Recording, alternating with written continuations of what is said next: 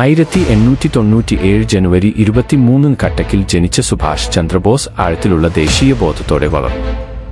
അസാധാരണ വിദ്യാർത്ഥിയായ അദ്ദേഹം ഇന്ത്യൻ സിവിൽ സർവീസ് പരീക്ഷ എഴുതാൻ ഇംഗ്ലണ്ടിലേക്ക് പോയി. പക്ഷേ ഒരു കരിയറിനേക്കാൾ വിപ്ലവം തിരഞ്ഞെടുത്തു. ഇന്ത്യൻ സ്വാതന്ത്ര്യത്തോടുള്ള അദ്ദേഹത്തിന്റെ സമർപ്പണം അദ്ദേഹത്തെ ബ്രിട്ടീഷ് അധികാരികളുമായും മിതവാദികളായ കോൺഗ്രസ് നേതാക്കളുമായും സംഘർഷത്തിലേക്ക് നയിച്ചു.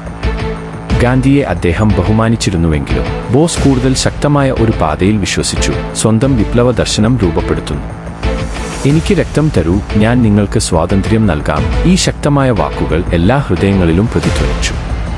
അച്യുതന്റെ ശക്തികളിൽ നിന്ന് പോലും ഇന്ത്യയുടെ സ്വാതന്ത്ര്യത്തിന് അന്താരാഷ്ട്ര പിന്തുണ തേടി അദ്ദേഹം യൂറോപ്പിലുടനീളം സഞ്ചരിച്ചു.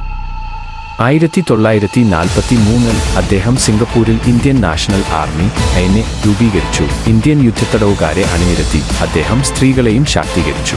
ലിംഗസമത്വത്തിന്റെയും ധീരതയുടെയും പ്രതീകമായ ഝാൻസി റാണി റെജിമെന്റ് രൂപീകരിച്ചു. 1945 നേതാജിയുടെ നിഗൂഢമായ മരണം അദ്ദേഹത്തിന്റെ പാരമ്പര്യത്തെ ഒരിക്കലും മായ്ച്ചുകളഞ്ഞില്ല. അദ്ദേഹം ഇന്ത്യയുടെ ധൈര്യത്തിന്റെയും ധിക്കാരത്തിന്റെയും ശാശ്വത പ്രതീകമായി തുടരുന്നു.